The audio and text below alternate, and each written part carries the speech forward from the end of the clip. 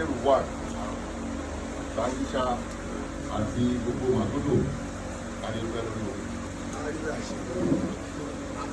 Mo kí bàbá mi Chief Sodiq Adisa Habib olórí ẹbí Olúwamọ́rẹ̀ ẹ̀ṣẹ̀ sáà.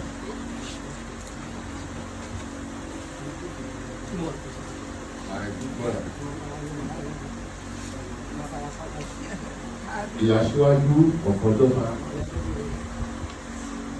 tí Dr. Michael Ọláwálé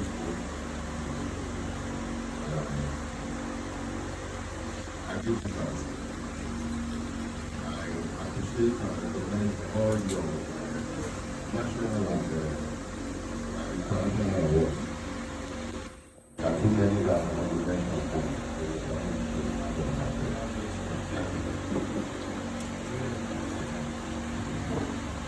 I greet the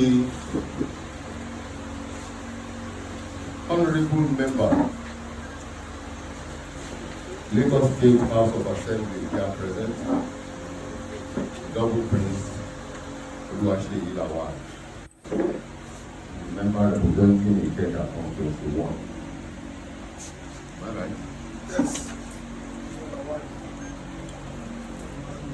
Our great senior special assistant to the President of Training and Development,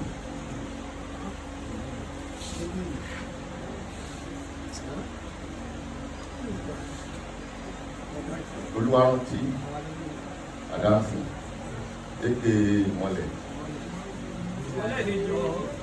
Mole is very, very supportive. He's a son of this soil too. To know what I do, all the supportive efforts. Thank you very much.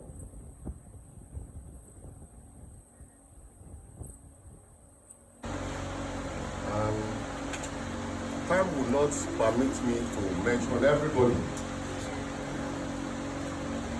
I can see the Olórí ẹbí of Onígbòǹgbò.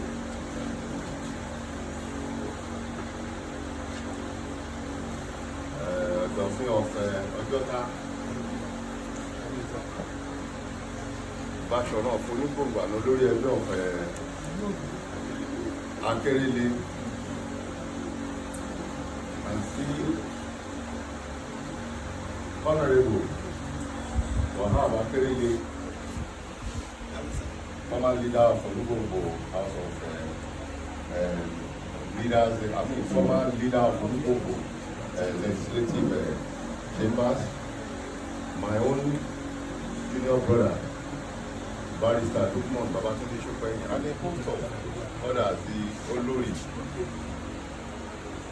of Alawo Kingdom, from Abeokuta State, my dear sister